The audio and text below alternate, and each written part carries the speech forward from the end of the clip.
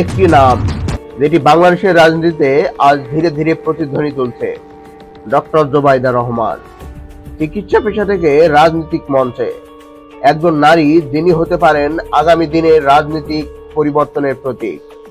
এই ভিডিওটিতে আমরা জানবো তার জীবনী, পটভূমি, চ্যালেঞ্জ এবং বিশ্লেষণ করব তিনি কি হতে পারেন বাংলাদেশের ভবিষ্যৎ রাজনৈতিক নেতৃত্বের এক নতুন অধ্যায়।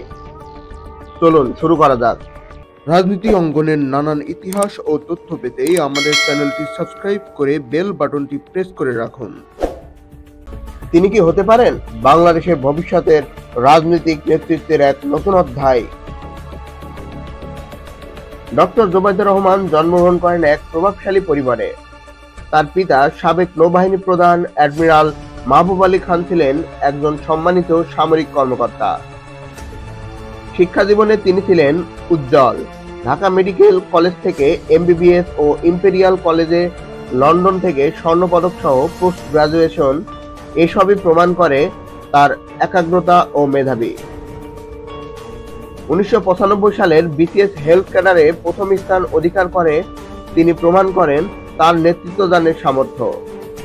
চিকিৎসক হিসাবে তিনি ছিলেন নৈতিকতা ও পেশাগত মানের প্রতীক। তবে ভাগ্য তার জন্য অন্য কিছু অপেক্ষা করছিল, রাজনীতি। 1995 সালেই তার জীবনে আসে আরেক বাঁক। বিএনপির সিনিয়র ভাইস চেয়ারম্যান তারেক রহমানের সঙ্গে তার বিয়ে। এই বিয়ে তাকে যুক্ত করে জিয়াউর রহমান ও খালেদা জিয়ার রাজনৈতিক উত্তরাধিকারবাহী পরিবারে। ধীরে ধীরে তিনি হয়ে ওঠেন পলিটিক্যাল ওয়ারিশ। 2007 সালের রাজনৈতিক সংকটে যখন তারেক রহমান গ্রেফতার হন, তখন জোবাইদা রহমান নিজের অবস্থান নিয়ে ছিলেন নিশ্চুপ কিন্তু কৌশলী। পরিবার ও পেশার ভারসাম্য রেখে তিনি সামলান ব্যক্তিগত ও রাজনৈতিক ঘর। এই সময় তাকে দেখা যায় একজন অন্তর্মুখী অথচ দৃঢ় ব্যক্তি হিসাবে। বর্তমানে ডক্টর জোবাইদা রহমান মূলত বিদেশ থেকে বাংলাদেশে অবস্থান করলেও তিনি বিএনপির অভ্যন্তরে একজন গ্রহণযোগ্য মুখ।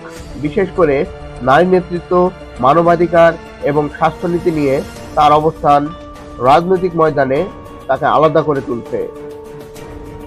ডক্টর জোবাইদার ভবিষ্যৎ নেতৃত্ব নিয়ে রাজনৈতিক বিশ্লেষকদের মধ্যে নানা মত। একদল মনে করেন তিনি হচ্ছেন ক্লিন স্লেট, যিনি দুর্নীতিমুক্ত ও নৈতিক রাজনৈতিক বার্তা দিতে পারেন।